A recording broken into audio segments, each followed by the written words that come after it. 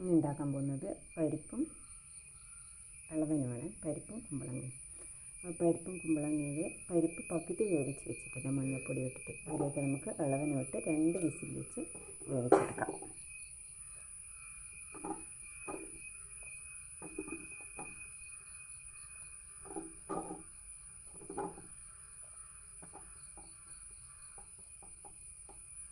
ആവശ്യത്തിന് ഉപ്പ് ഇട്ട് കൊടുക്കാം.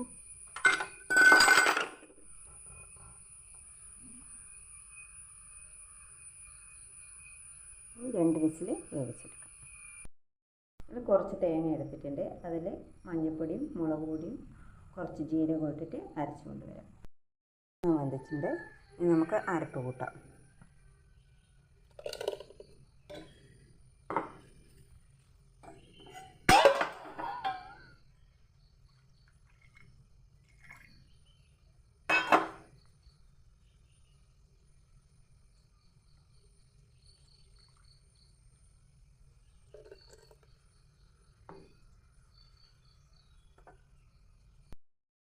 കറി ഒന്ന് തിളച്ച് വരണം. പിന്നെ അതിലിടക്ക് നമുക്ക് കരിവേപ്പില ഇട്ട് കൊടുക്കാം. കറി നന്നായി തിളച്ച് വന്നിട്ടുണ്ട്.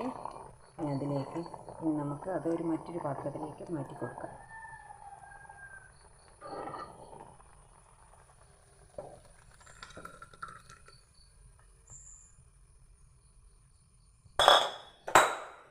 വറുത്തിടാനായി ചട്ടി എടുത്ത് വെക്കാം.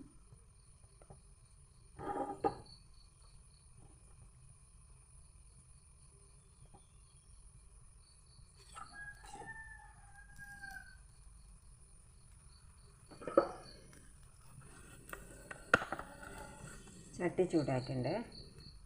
വെളിച്ചെണ്ണ ഒഴിച്ച് കൊടുക്കാം.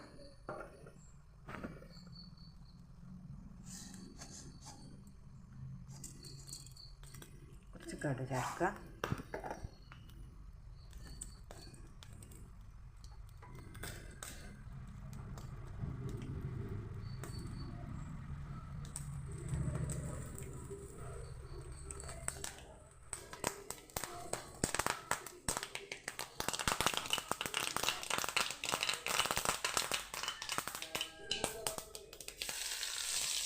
കുറച്ച് ചെറിയ ഉള്ളി നിറച്ചിട്ട് ചോപ്പിച്ചിട്ട് ഈ കറിയിലേക്ക് ഇട്ട് കൊടുക്കുക.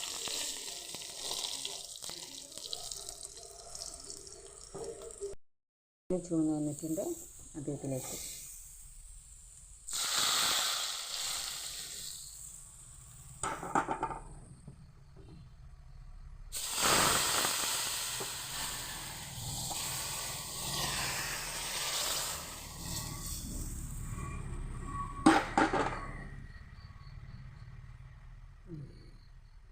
നല്ല ടേസ്റ്റുള്ളൊരു കുമ്പളങ്ങക്കറി റെഡി ആയിട്ടുണ്ട്.